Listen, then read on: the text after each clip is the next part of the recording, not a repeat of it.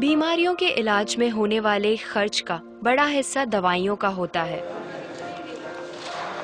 हमारी टीम की एक सदस्य ने आमतौर पर काम आने वाली कुछ दवाइयों का एक प्रिस्क्रिप्शन डॉक्टर से लिया। फिर उन्होंने ये दवाइयाँ बाजार में एक केमिस्ट की दुकान से खरीदी। कितना? 2151। और यही दवाइयाँ उन्होंने जेनेरिक मेडिसिन्स की दुकान से भी ली। कितना हुआ इसका? 354। दवाइयों की कीमत में जमीन आसमान का फर्क दिखाई दिया। राजस्थान में कम कीमत में मिलने वाली इन जेनेरिक दवाइयों की शुरुआत की चित्तौड़ के पूर्व कलेक्टर डॉक्टर समित शर्मा ने।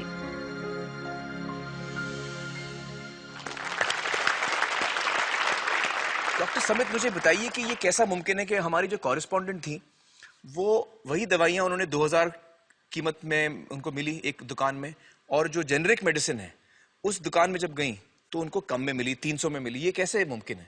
ठीक इसी समय प्रतिक्षण प्रतिपल एक ट्रेजेडी हमारे चारों ओर घट रही है। अर्थक्वेक की या सुनामी की बात करें, उसमें जितने लोगों की जानें एक दिन में जाती हैं, उससे ज्यादा जानें प्रतिदिन इस ट्रेजेडी की वजह से जाती है। वो क्या ट्रेजेडी है? वो ट्रेजेडी ये है साहब कि जो दवाइयों की जो वास्तविक कीमत है वो तो बहुत ही कम है, पर जो दवाइयां हम जब बाजार से खरीद के लाते हैं तो हमें वो 5 गुना, 10 गुना, 20 गुना, कई बार तो 50 गुना से भी ज्यादा दामों पे हम उसको खरीदते हैं। जैसे हम भारत में अगर देखें कि 40 करोड़ से ज्यादा लोग ऐसे हैं जो अपने लिए 2 वक्त की रोटी नहीं जुटा पाते, तो क्या वो उस दवा को खरीद सकते हैं? बहुत सारे लोगों को इस वजह से दवाई नहीं मिल रही। यस, WHO कहता है कि स्वतंत्रता के 65 वर्ष पश्चात आज भी 65% of the Indian population lacks regular access to essential medicine. जो मेन दवाई हैं, जो आवश्यक दवाइयां हैं, वो उन तक नहीं पहुंच पाती रकम की वजह से। मुझे बताइए कि ये जो जेनेरिक मेडिसिन जो हम कहते हैं, अभी ये अंग्रेजी का शब्द है, इसको हिंदी में कैसे समझाएं? मैं आपको बहुत सरल भाषा में बताता हूँ। तो ये जेनेरिक नाम जो दवा का जो मूल सॉल्ट है, जो इसके अंदर जो दवा है उसका नाम है, केमिकल नाम, उसका केमिकल नाम है। अब जैसे और उदाहरण अगर सरल करके बताएं इसको, तो जैसे ये लड़की दुबली पतली सी नजर आती है, तो मैं अगर डॉक्टर हूं तो मैं इसको ये कहूं 1 गिलास दूध सुबह 1 गिलास शाम को पिया कर। पर चिकित्सा के व्यवसाय में दुर्भाग्य से हमारे देश में ऐसा नहीं हो रहा। हम ये नहीं कहते कि आप भैंस का दूध लेके आइए, हम कहते हैं कि वो रामू की भैंस का दूध लेके आना। यही ब्रांडिंग है। ये जब उसकी दुकान पे जाती है वो कहता है 500 रुपए लीटर है, लेना है कि नहीं लेना। तो जो 30 रुपए की चीज है वो 500 रुपए में मिलती है। तो अगर मैं डायबिटीज की दवा ले रहा हूं और अगर मैं ब्रांडेड दवा लेता हूं तो मुझे कितने की पड़ेगी? जैसे एक 117 रुपए में भी है, 117 रुपए में मिलती है। और अगर वही चीज हम उसके जेनेरिक मेडिसिन के नाम से लें तो वो कितने की बनती है? वो मात्र 1 रुपए 95 पैसे में 10 गोली मिलती है।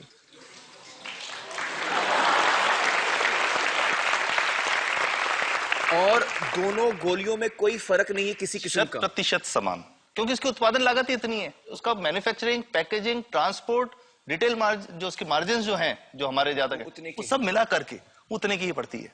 कुछ कैंसर के मैं आपको उदाहरण दूंगा, उसमें एक ही दवा जो ब्लड कैंसर के काम में आती है, बाजार में 1.25 लाख रुपए का एक पैकेट मिलता है। 1.25 लाख का एक पैकेट जो 1 महीने चलता है। और जेनरिक में वही दवा जेनरिक में अलग अलग कंपनीज जो बनाती हैं, एक 10,200 में बेचती है, एक 8,800 में बेचती है और एक 6,500 में बेचती है। मतलब ये आपका ये कहना है कि आपके ये प्रयास से इतने कम में राजस्थान में पब्लिक को, आवाम को ये दवाएं पहुंचा रहे हैं आप इस वक्त? जी, क्या बात है। मेरा ये सवाल है कि डॉक्टर्स जो हैं वो हमारे पर्ची पर जेनेरिक नाम क्यों नहीं लिख के देते? क्यों लिखते हैं वो ब्रांडेड? जाने नहीं देंगे बाहर फिर? नहीं, सब जाने देंगे। जब एक नया मेडिकल प्रैक्टिशनर जब प्रैक्टिस शुरू करता है तो उसके पास जो कंपनी के जो मेडिकल रिप्रेजेंटेटिव्स होते हैं, सेल्स बढ़ाने का उनका काम होता है, मार्केटिंग प्रिंसिपल के हिसाब से सेल्स एजेंट होते हैं बेसिकली। फिर वो कहते हैं साहब आप हमारी जो दवा है यही लिखना, ये बहुत बेहतर दवा है, इससे मरीज ठीक होगा। और उनको डॉक्टर्स को लिखने के लिए उनको प्रेशराइज किया जाता है, उनको टेम्प्ट किया जाता है। तो ये इसमें बहुत बड़ा कारण है जो दवा की कीमत को उसकी वास्तविक कीमत से 5-10 गुना 20 गुना तक बढ़ा देता है। एक बहुत बड़ा कारण है, क्योंकि हमारे पास जब हम टेंडर करते हैं तो बहुत सारे कंपनी वाले आते हैं, जो भारत की जो सबसे बेहतर कंपनियां, जिसके भी नाम वो रेपुटेड कंपनियां जिनके नाम आप ले सकते हैं, वो सभी हमें वो उसको जो 70 रुपए की है उसको 2 रुपए में 5 रुपए में दे रही है, 30 रुपए की दवा 2 रुपए में दे रही है। इतना ज्यादा फर्क तो कंपनी तो दे सकती है और देना चाहती है और हमें देती भी है इतनी कम दामों में, हमें दे रही है ना, ये संभव तो है। अच्छा मैं आपको बताऊंगा कि भारत से हम लगभग 45,000 करोड़ रुपए की जेनरिक दवाइयां प्रतिवर्ष विदेशों को निर्यात करते हैं। आप भेजते हैं दुनिया भर में जेनरिक, ये जो सस्ती दवाएं हैं आप विश्व भर में भेजते हैं, और हमारे लोगों को नहीं मिल रही। हमारे देश में महंगी है, हमारे देश में महंगी है, और अगर ऐसा है तो हमें कोई ईस्ट इंडिया कंपनी की जरूरत नहीं, हम वापस उसी दिशा में जा रहे हैं। आपने जब ये शुरू किया तो आपको कोई रेजिस्टेंस फेस करना पड़ा राजस्थान में? देखिए, जो प्रयास हम कर रहे हैं ये बेसिकली धारा के विपरीत बहने का एक प्रयास है जी। काफी थ्रेट्स भी हैं, क्योंकि इसमें माफियाज भी हैं, ड्रग माफियाज जो ऑपरेट करते हैं, और हम हमेशा ये बात कहते हैं कि हम 100 साल से भी पुरानी शोषण की व्यवस्था को बदलना चाहते हैं, पर हमने हमेशा डॉक्टर्स को दोषी नहीं माना जी। सारे डॉक्टर्स बुरे नहीं है, 50-60% तो जेन्युइनली वो चाहेंगे कि गरीबों को कम कीमत पे दवा मिल जाए, वो चाहेंगे। और आज भी ऐसे डॉक्टर्स हैं जो अपने घर से सैंपल्स ला करके अपने जेब से पैसे निकाल के मरीज का इलाज कराते हैं, ऐसे डॉक्टर्स आज भी हैं। बिल्कुल सही। तो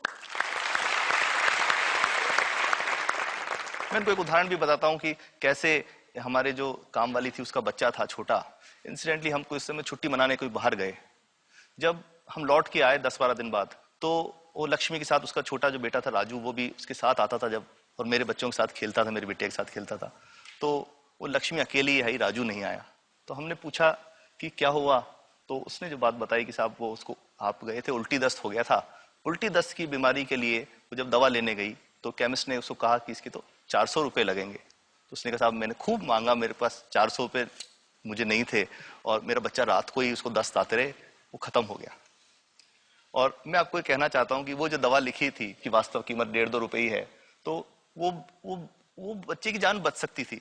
65 वर्ष के बाद भी अगर कोई बच्चा उल्टी दस्त से मर जाए तो मैं नहीं समझता इससे शर्मनाक बात कोई हम लोगों के लिए हो सकती है। और सबसे बड़ी बात कि इसे आसानी से बदला जा सकता है। हमें सबको एक समन्वित, एक संगठित प्रयास करने की जरूरत है। ये तो कुछ भी नहीं है, कोई नई फैक्ट्री खोलनी नहीं, कोई नई दवा नहीं बनानी, ये सब जो गलत चल रहा है इसको रोकना ही तो है। तो दोस्तों, डॉक्टर समित की बातों से हमें यह पता चला है कि दवाइयों का जो कॉस्ट होता है, जो उनको बनाने का खर्च होता है, वो बहुत ही कम होता है, और हमें इन कम दामों में ये दवाइयां मिल सकती हैं अगर हमारी राज्य सरकार जेनेरिक मेडिसिन की दुकानें खोले, जैसे राजस्थान सरकार ने किया है, और जिसके लिए हम उन्हें सलाम करते हैं। एक बात और, अगर आप एक एनजीओ हैं और आप जेनेरिक मेडिसिन की दुकान खोलना चाहते हैं तो department of chemicals and fertilizers आपको 50,000 रुपए की ग्रांट भी देता है।